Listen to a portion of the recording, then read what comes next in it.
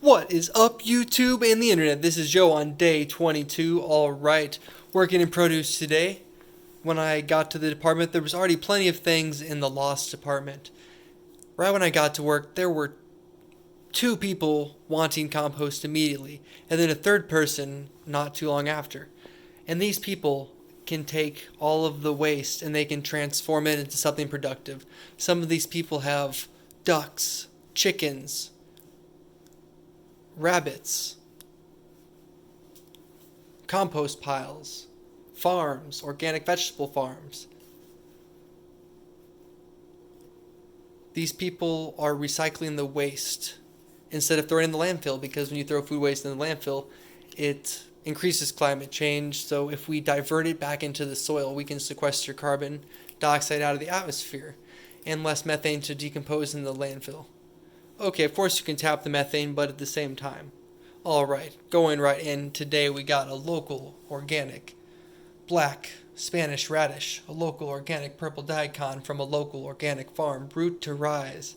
Alright, we have a orange bell pepper, signature brand from Mexico. Have some fennel bulbs. Alright, a little bit of parsley dried out, some more curly parsley here. A Yukon gold potato that's slightly green. Alright, we have some collard greens that I found back there and some organic romaine hearts. Alright, some organic local lacinato kale. Half a dozen of eggs, unbleached. Alright, we have a greening russet potato. We have a broken sweet potato. Now, when I was stocking these, there were a couple broken ones at the bottom, which were distributed to staff and also compost. The way the box was handled, it probably got set down hard and cracked them. And that's just what happens when you're shipping 50-pound boxes. People are moving around, and sometimes stuff gets stacked on top of things, and things get broken or bruised, and that's a good and a bad thing. The bad thing is there is sometimes product loss, but the good thing where I work, if there is a smashed case of figs, we can take the smashed ones out and compost them and or eat them. Alright, because if you have smashed figs, it's going to go moldy in a day or two, and yeah, you just have to seize the moment, carpe diem, whether you compost it or eat it. Alright, moving in, we have a bruised apple, good, made great elderberry immune support, elderberry and vitamin C spice. I showed that in an earlier video. Alright, we have a coconut. Now you can see on the tip there, on this point, most of the outer husk has been trimmed away for ease of eating, and sometimes there is mold on it, and I was surprised when I came to work. I wrote down in the notebook, we need to order more coconuts, and when we get some, of course it travels all the way from the Philippines, so of course a little mold is going to develop on part of it, but this does not affect the coconut, so I can cut this part away. And you don't want to be selling stuff to people with mold, okay? That's the thing. There's a fine line. I'm grateful that this was something I found today when I got to work. Alright, and some A2 milk from October 13. It was in the fridge for 9 days. Nobody wanted it, but that's okay because it's ultra high temperature pasteurized. That is okay. That has a extra long shelf life, 30 to 60 days. Another brand that does that is Organic Valley Cooperative. They have their ultra high temperature pasteurized milk products. Okay, we have a Frida's Stokes purple sweet potato mini there. Alright, we have a greening Yukon potato and some fennel. Alright, already went over that, but here we go. I did have to purchase these chestnuts. This is an investment right here, because have you ever heard of roasting chestnuts over open fires? So you have $15 a pound local organic Iowa chestnuts. You can cut them open and eat them raw, or you can roast them over open fire, or you can boil them, or you can steam them. But if you put them in the oven, you might want to poke a hole or cut an X on them to peel them when they cook, because if you don't poke a hole or cut a X pattern on the skin, they might explode and make a mess. Especially if you put them in the microwave. I don't recommend that. It'll explode. Alright. Side note, I remember one time I cut a grape in half but let the skin still connect, and I put it under a glass in the microwave, maybe with like a plate or something, and it created this visual energy ball. I don't know if that's good for the microwave or your electrical system, but or if it'll break your microwave, but I thought it was pretty interesting showing the different colors of energy with the grape plasma. I don't know what it was. I'm not a particle physicist, but I don't recommend putting things in the microwave that much. This coconut, it's going to be super delicious. We got some Daya coconut cream yogurt, some strawberry chia, good culture cottage cheese from October 19th. And of course the romaine hearts, gotta love those. Going back to the chestnuts, if we plant a bunch of chestnuts and hazelnuts, that can replace the nutritional needs of corn and soybeans. We can have the animals graze through and pick up all of the different waste products and recycle it back into the environment. It's just like composting the food waste at a grocery store. You have the animals come on in, pigs or chickens or goats, to pick up the fallen nuts, whether it's hazelnuts, chestnuts, berries, apples, you name it. That can break disease cycles, because if you have a bunch of rotting food on the ground, it might cause a bunch of mold and might get on the leaves and stuff and get in the soil. So if you have it cleaned up by nature, which is animals, we need to have more room for wildlife, which is like prairie strips, which, as seen in previous videos, prairie strips increase wildlife. They reduce soil erosion by 95%. They reduce nutrient runoff, which is causing the dead zone of the Gulf of Mexico by 80 to 90%, keeping the nutrients in the soil because the grass and the thick roots are slowing the water down by increasing water retention by 40% with prairie strips, because it slows the movement and it infiltrates into the soil. And you also have biodiversity increases of many magnitudes. You have native and non-native bird species increasing by 2 to 500%. You have all the different pollinators increasing the yield of the field, because you can take a 10% of a field minimum of corn or soy or wheat and put it into prairie strips along rivers or marginal hills or sloped lands, and you can still have considerably comparable yields because of the increased pollination. And it only takes 3 years to get the prairie strips established. And if you want more information on prairie strips, I will post a little information in the description of this video. Like and share this video. Share if you want Iowa to become more prairie, where we have chestnuts roasting over multiple open fires and hazelnut everything. We need to have a diversity of crops. We can't have a system that is inhumane and too efficient money-wise.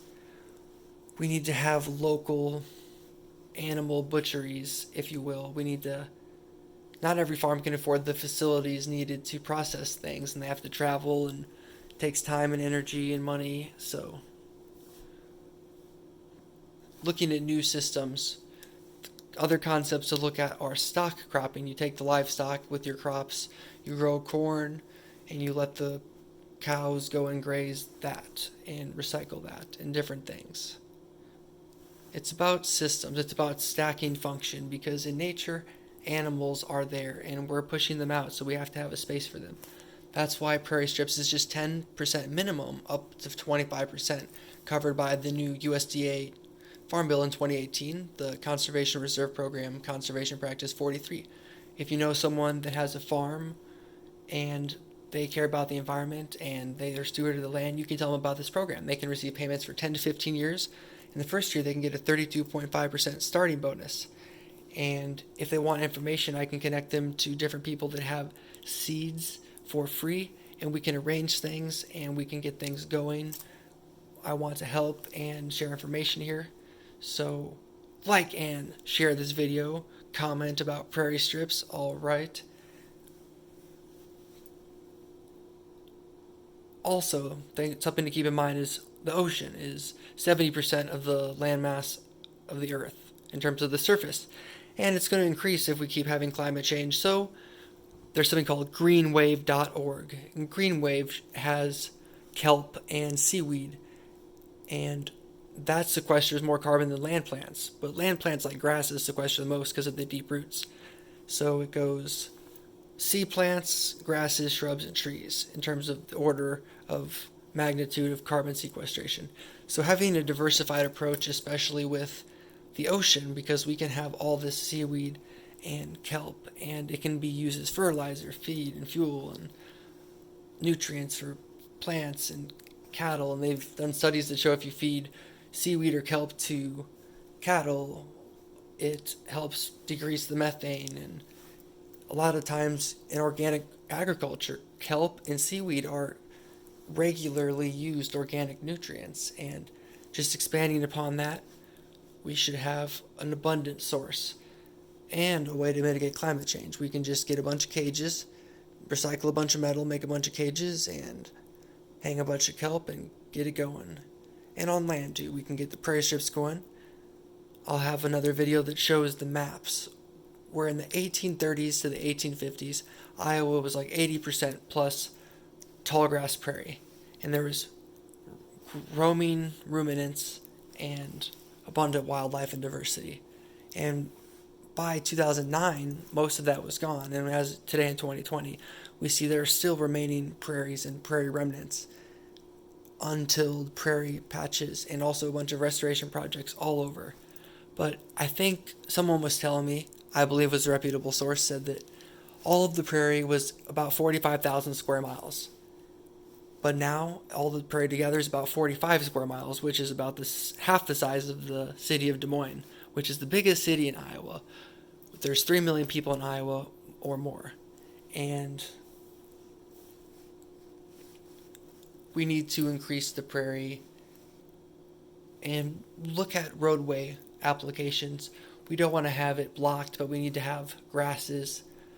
We don't need to mow. It'll save money on mowing costs with the DOT. There's other DOTs, Department of Transportation networks, that governmental organizations that have roadside pollinator programs, and those are different ways to decrease fossil fuel use, decrease wasted time on mowing, increase wildlife. Because a lot of the times when I'm driving, I see a lot of people riding on their mowers and they're just running over trash. They're not picking it up. And that's the problem over a large scale. It's like the trash would blow to the edge because of the grass, and it'd be easier to collect, especially if it was just a cut grass, it'd just blow over to the street.